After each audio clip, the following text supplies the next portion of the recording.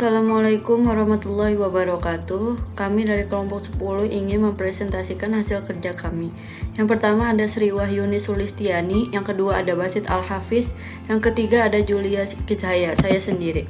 Kami di sini akan membahas tentang hubungan interpersonal, pertemanan, cinta, warga, dan tempat kerja. Yang pertama ada hubungan pertemanan. Friendship adalah hubungan pertemanan yang diawali dari perkenalan hingga menjadi dekat. Pertemanan yang dekat biasanya selalu melakukan hal yang serupa, menggambarkan perilaku kerjasama dan akan saling bertemu maupun menikmati kegiatan-kegiatan yang mereka sukai. Yang kedua, friendship karakteristik. Friendship is an interpersonal relationship. Hubungan antara individu yang di dalamnya melibatkan personalitik fokus. Masing-masing individu saling bereaksi satu sama lain sebagai individu yang utuh. Friendship must be mutually productive. Hubungan pertemanan secara ideal dapat meningkatkan potensi masing-masing individu produktif. Friendship are characterized by mutual positive regard. Munculnya mutual positive regard dimungkinkan karena dalam pertemanan di dalamnya terdapat kepercayaan, trust, dukungan emosional, emotional support, dan keberbagian minat yang sama, sharing of interest. Friendship types. Tidak semua pertemanan itu sama, tapi bagaimana perbedaannya? Salah satu cara untuk menjawab pertanyaan ini adalah dengan membedakan di antara 3 jenis utama, yaitu 1. Tipe timbal balik. Merupakan salah satu tipe yang ideal karena dalam hubungan persahabatan ini ada kesetiaan di antara orang ini, mau berkorban, saling menyayangi, dan memiliki rasa murah hati, didasarkan pada kesetaraan, saling memberi dan menerima manfaat dan reward secara setara. Yang kedua, tipe penerimaan. Dicirikan oleh ketidakseimbangan dalam memberi dan menerima. Satu orang bertindak sebagai pemberi, sementara yang lainnya sebagai penerima. Terdapat positive imbalance sebab masing-masing pihak mendapatkan sesuatu dari hubungan tersebut. Masing-masing pihak mempunyai kebutuhan yang berbeda sehingga kedua pihak sama-sama merasakan kepuasan. Yang ketiga ada tipe asosiasi. Lebih mengarah pada friendly relationship dibanding true friendship. Karakteristik tipe ini tidak ada loyalitas yang besar dalam hubungan, tidak dibutuhkan kepercayaan yang besar, tidak ada pola pemberi dan penerima. Contohnya hubungan kita dengan teman sekelas atau tetangga. Friendship needs. Berdasarkan kebutuhan yang hendak kita penuhi melalui sebuah hubungan, friendship dapat kita bangun berdasarkan pemenuhan kebutuhan yang meliputi 1. Utility. Ketika kita membutuhkan seseorang yang mempunyai keahlian tertentu, sumber-sumber tertentu yang berguna untuk kita. Contoh, berteman dengan orang yang pintar menjadikan kita lebih mudah dalam proses belajar. Yang kedua, affirmation. Berteman dengan seseorang yang mampu menegaskan nilai personal kita serta membantu kita untuk menyadari berbagai kualitas kita. Contoh, individu yang menyampaikan apresiasinya atas kemampuan kita. Ketiga, ada ego support. Berteman dengan seseorang yang berperilaku suportif. Contoh, berteman dengan orang-orang yang membantu kita melihat bahwa diri kita berharga. Yang keempat ada stimulation. Berteman dengan seseorang yang dapat memperkenalkan kita pada pemikiran-pemikiran baru maupun perspektif baru dalam memandang dunia dan bisa memperluas wawasan kita. Yang kelima ada security. Berteman dengan seseorang yang tidak akan melukai kita ataupun mencari kelemahan kita. Berteman dengan orang yang sekiranya tidak akan membuat khawatir bahwa dia akan mengkhianati atau membicarakan hal negatif tentang kita di belakang. Friendship and communication. Hubungan pertemanan terbangun dalam jangka waktu dan terbagi ke dalam beberapa tahapan. Tahapannya yaitu pertama, kontak. Interaksi dan komunikasi masih lebih dipandu dan terikat oleh aturan-aturan tertentu dibanding bereaksi secara spontan. Kemampuan berempati lebih terbatas. Yang kedua ada involvement. Mulai muncul rasa keterlibatan, kebersamaan semakin terlihat. Mulai berekspresi secara lebih terbuka, berani mengungkapkan siapa diri kita, mengembangkan empati dan lebih berorientasi pada orang lain. Kita mulai bisa ikut menentukan keputusan apa yang harus diambil dengan cara memberi saran dan sebagainya. Ketiga, close and intimate friendship. Kita dan partner dipandang sebagai sebuah unit yang eksklusif. Masing-masing pihak mendapatkan manfaat dari hubungan tersebut. Misal, dukungan emosional, saling mengetahui satu sama lain, maka ketidakpastian antara masing-masing pihak berkurang. Lebih mudah memprediksi perilaku partner secara lebih akurat, dan individu menjadi lebih berorientasi pada orang lain dan lebih rela untuk melakukan pengorbanan. Baik, pembahasan selanjutnya yaitu love relationship. Dari semua kualitas hubungan interpersonal, tidak ada yang tampak sama pentingnya dengan cinta. Cinta adalah perasaan yang ditandai oleh kedekatan dan kepedulian serta oleh keintiman, hasrat, dan komitmen. Nah, dalam love relationship ini ada 3 pembahasan. Yang pertama itu ada love types, yang kedua ada love and communication, dan yang ketiga ada love, culture, gender, and technology. Nah, yang pertama itu ada love types. Nah, yang pertama itu ada eros, kecantikan dan seksualitas. Cinta eros ini berfokus dengan kecantikan dan daya tarik fisik. Pencinta eros ini sangat peka terhadap ketidaksempurnaan fisik pada orang yang mereka cintai. Kemudian ada ludus, hiburan dan kesenangan. Cinta ludus ini dialami sebagai permainan dan menyenangkan. Semakin baik kita memainkan permainan, semakin besar kenikmatannya. Jadi tidak heran ketika cinta ludus ini mempertahankan pasangan hanya selama pasangan itu menarik dan menghibur. Ketika minatnya memudar, berarti saatnya untuk berganti pasangan. Kemudian yang ketiga ada storage, damai dan lambat. Cinta storage ini tidak muncul karena untuk menemukan kekasih, tetapi untuk membangun hubungan yang ramah dengan seorang yang mereka kenal, atau dengan siapa mereka dapat berbagai aktivitas. Kemudian yang keempat itu ada pragma, praktis dan tradisional. Cinta pragma ini menginginkan kompatibilitas dan hubungan di mana kebutuhan dan keinginan penting untuk mereka penuhi. Hubungan pragma ini jarang memburuk karena ia memilih pasangan dengan hati-hati dan menekankan kesamaan. Kemudian yang kelima itu ada mania, kegembiraan dan depresi. Cinta mania ini sangat mencintai pasangannya dan juga sangat khawatir tentang kehilangan cinta. Ketakutan ini seringkali menghalangi kasih mania untuk mendapat kesenangan sebanyak mungkin dari hubungan tersebut. Jadi hubungan mania juga dapat mengalami cemburu yang ekstrim dan juga mereka itu obsesif sesama kekasih itu sama pasangannya. Kemudian yang terakhir itu ada gap, penyayang dan tanpa pamrih. Gap adalah cinta yang penuh kasih, tanpa ego dan memberi diri sendiri. Pencinta gap ini mencintai orang-orang yang bahkan tidak memiliki hubungan dekat dengannya. Dan cinta ini ditawarkan tidak memperhatikan imbalan atau tidak mengharapkan imbalan atau kesenangan pribadi. Dan juga kekasih ini mencintai tanpa mengharapkan cinta itu akan dibalas. Kemudian ada love and communication. Saat seorang jatuh cinta, ia akan lebih banyak membicarakan bahkan melebih-lebihkan kebaikan orang yang ia cintai serta meminimalkan kesalahannya. Kemudian yang kedua itu ada membuat dan menggunakan idiom pribadi sebagai panggilan khusus kepada seorang yang sudah dikenal dekat satu sama lain. Kemudian yang ketiga itu pada saat berkomunikasi, ia berbicara dengan lembut dan sopan satu sama lain, seperti halnya sering menggunakan kata tolong dan juga terima kasih. Kemudian yang keempat ada strategi penyelesaian konflik yang lebih konstruktif. Kemudian mengungkapkan cinta. Ada banyak sebenarnya cara yang digunakan untuk mengungkapkan cinta, tetapi yang paling sering digunakan adalah dengan memberitahu orang tersebut secara langsung atau melalui telepon. Kemudian yang terakhir itu ada menampilkan isyarat afiliasi, yaitu tanda-tanda yang menunjukkan Anda atau kita itu mencintai seorang. Kemudian yang terakhir, pembahasan yang terakhir itu ada love, culture, gender, and technology. Yang pertama itu budaya. Budaya itu memiliki pengaruh pada cara kita memandang cinta dan mungkin pada jenis cinta yang kita cari atau pertahankan. Kemudian yang kedua itu ada gender. Gender juga mempengaruhi cinta. Dalam puisi, novel, dan media massa, wanita dan pria itu selalu digambarkan sebagai insan yang sangat berbeda gitu ketika jatuh cinta, ketika mereka menjalin sebuah hubungan gitu kan, atau menjadi sepasang kekasih dan saat mengakhiri hubungan cinta.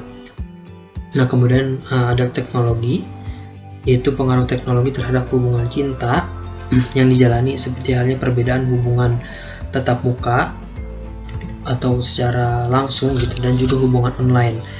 Nah, dalam hubungan tatap muka biasanya kita memahami orang lain melalui hubungan isyarat nonverbal, misalnya dengan kita melihat mata, wajah, dan dalam keadaan seperti itu atau dalam tatap muka itu biasanya disukai bagi mereka yang secara fisik menarik, sedangkan pertemuan online itu disukai bagi mereka yang mahir secara verbal dalam presentasi diri gitu, dan tidak merugikan individual.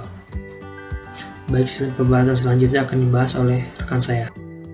Family relationship. Keluarga adalah dua atau lebih individu yang hidup dalam satu rumah tangga karena adanya hubungan darah, perkawinan, atau adopsi. Mereka saling berinteraksi satu dengan yang lainnya, mempunyai peran masing-masing dan menciptakan serta mempertahankan suatu budaya. Karakteristik of families. Semua hubungan primer mempunyai beberapa kualitas yang lebih mencirikan tipe hubungan, yaitu: pertama, peran tetap. Terdapat persepsi yang jelas atas peran masing-masing anggota yang diharapkan dapat dijalankan dalam hubungannya dengan anggota keluarga lainnya, baik antar anggota maupun secara keseluruhan. Peran tersebut diperoleh dari aturan-aturan kultur maupun kelompok sosial tempat individu bernaung. Individu dipandang mempunyai kelompok peran dan tiap peran melibatkan pengharapannya sendiri yang berbeda. Yang kedua, ada pengakuan terhadap tanggung jawab. Adanya pengakuan atas tanggung jawab individu terhadap individu lainnya dalam keluarga. Anggota keluarga merasakan bahwa mereka memiliki kewajiban dan tanggung jawab tertentu kepada hubungan itu dan satu sama lain. Yang ketiga, ada berbagi sejarah dan masa depan bersama. Hubungan primer mempunyai masa lalu bersama dan prospek akan masa depan bersama. Untuk sebuah hubungan untuk menjadi primer harus ada sejarah dan interaksi masa lalu yang signifikan. Interaksi ini memungkinkan anggota untuk saling mengenal dan mengerti satu sama lain dan bahkan saling mencintai. Yang keempat, ada tempat tinggal bersama. Umumnya pasangan tinggal dalam satu atap. Terkadang ketika pasangan tinggal secara terpisah dianggap sebagai kondisi yang abnormal. Yang kedua, ada couple types. Yang pertama, traditional couples. Pasangan tradisional berbagi sistem kepercayaan dasar dan filosofi kehidupan yang sama. Mereka melihat diri mereka seperti perpaduan dari dua orang menjadi pasangan tunggal dan bukan sebagai dua individu yang terpisah. Kedua, ada independent couples. Pasangan independen menekankan individualitas mereka. Hubungan tersebut penting, tetapi tidak lebih penting dari identitas individu masing-masing orang. Mereka melihat diri mereka sebagai androgini. Individu-individu yang mengkombinasi peran tradisional feminim dan maskulin dan juga kesetaraan. Yang ketiga, ada separate couples.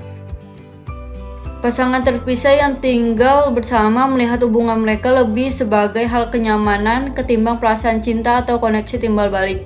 Tiap orang melihat dirinya sebagai individu yang terpisah dan bukan sebagai bagian dari kita. Yang ketiga, family and communication. Satu cara yang membantu untuk mengerti keluarga dan hubungan primer adalah dalam pola komunikasi yang mendominasi suatu hubungan. Yang keempat, ada families, culture, gender, and teknologi. Seperti persahabatan dan cinta, keluarga juga bervariasi dari satu budaya ke yang lain dan dipandang berbeda oleh pria dan wanita, dan juga dipengaruhi oleh teknologi. Selanjutnya saya akan menjelaskan mengenai workplace relationship. Tempat kerja adalah konteks di mana semua bentuk komunikasi terjadi dan tidak mengharapkan semua jenis hubungan dapat dilihat. Konteks ini secara khusus dipengaruhi oleh budaya, baik budaya yang lebih luas maupun budaya tertentu di tempat kerja tertentu. Budaya tempat kerja memiliki ritual, norma, dan aturan sendiri untuk berkomunikasi. Saat Anda bergabung dalam sebuah organisasi, Anda mempelajari antara norma budaya yang berbeda. Katakanlah budaya perguruan tinggi tempat Anda berasal atau dari organisasi sebelumnya tempat Anda bekerja. Dengan kata lain, Anda menjadi terkulturasi sama seperti jika Anda pindah ke negara asing. Seperti yang dapat Anda hargai, penting untuk mempelajari budaya organisasi untuk mengetahui apa aturan lainnya, terutama antar komunikasi. atau aturan komunikasi. Nah, selanjutnya hubungan di tempat kerja itu dibagi menjadi 4. Yang pertama itu workplace communication. Nah, di sini terdapat 4 jenis utama dalam berkomunikasi di tempat kerja. Yang pertama itu ada komunikasi horizontal, di mana mengacu pada pesan antara yang sederajat seperti manajer ke manajer, pekerja ke pekerja. Yang kedua adalah komunikasi ke atas. Komunikasi ke atas terdiri dari pesan yang dikirim dari tingkat yang lebih rendah ke tingkat atas. Misalnya karyawan ke manajer atau dari anggota fakultas ke dekan. Dan yang ketiga, komunikasi ke bawah. Nah, komunikasi ke bawah ini terdiri dari pesan yang dikirim dari tingkat yang lebih tinggi ke tingkat hierarki yang lebih rendah. Misalnya itu seperti manajer kepada pekerja atau dekan ke anggota fakultas. Dan yang terakhir itu adalah komunikasi diagonal. Nah, komunikasi diagonal ini sendiri komunikasi yang dilakukan oleh orang organisasi tanpa menggunakan posisinya dalam organisasi. Nah, yang kedua itu ada networking relationship. Nah, dalam pikiran populer, jaringan sering dilihat hanya sebagai teknik untuk mendapatkan pekerjaan. Nah, tetapi padahal sebenarnya memiliki aplikasi yang lebih luas dan dapat dilihat sebagai proses menggunakan orang lain untuk membantu memecahkan masalah atau setidaknya untuk menawarkan wawasan yang berkaitan dengan masalah. Nah, yang ketiga itu mentoring relationship. Nah, mentoring adalah kemitraan di mana individu yang berpengalaman atau yang disebut mentor membantu seorang yang kurang dalam berpengalaman. Itu belajar bagaimana mencapai tujuannya. Nah, memiliki mentor, beberapa ahli berpendapat sangat penting untuk naik dalam hierarki dan untuk mengembangkan keterampilan. Nah, hubungan mentoring menyediakan lingkungan belajar yang ideal. Biasanya hubungan 1 lawan 1 antara pakar dan pemula. Nah, hubungan yang mendukung dan saling dipercaya. Dan yang terakhir adalah romantic relationship. Nah, pendapat sangat bervariasi tentang romansa di tempat kerja. Nah, beberapa dari organisasi dengan asumsi mereka bahwa hubungan romantis pada dasarnya merugikan keberhasilan tempat kerja. Adapun sisi positif dalam romantis di tempat kerja, yaitu kerja tampaknya tempat yang sempurna untuk bertemu calon pasangan romantis. Lagi pula berdasarkan fakta bahwa bekerja di kantor yang sama, mungkin berdua tertarik pada bidang yang sama, memiliki pelatihan dan ambisi yang sama, dan akan menghabiskan banyak waktu bersama. Semua faktor yang mendukung perkembangan kesuksesan hubungan interpersonal. Nah, kerugian romansa di tempat kerja yaitu meskipun hubungan baik untuk kedua individu, itu mungkin tidak baik untuk pekerja lainnya. Melihat pasangan yang penuh kasih bersama setiap dapat menghasilkan gosip kantor yang mungkin terbukti merusak. Orang lain berpikir bahwa kekasih adalah tim yang harus dihadapi sebagai pasangan dan tidak dapat mengkritik salah satu tanpa menimbulkan kemarahan lagi. Baik, yaitu yang terakhir, kesimpulannya adalah sebuah hubungan persahabatan terdapat beberapa tipe, yaitu persahabatan timbal balik yang ditandai dengan kesetiaan dan pengorbanan, penerimaan yang ditandai dengan ketidakseimbangan, dan asosiasi, yaitu hubungan sementara. Dalam hubungan percintaan terdapat juga 6 tipe, yakni eros, ludus, storge, pragma, mania, dan agape dengan karakteristik masing-masing. Dalam hubungan keluarga maupun rekan kerja juga memiliki tipe dengan karakteristik masing-masing.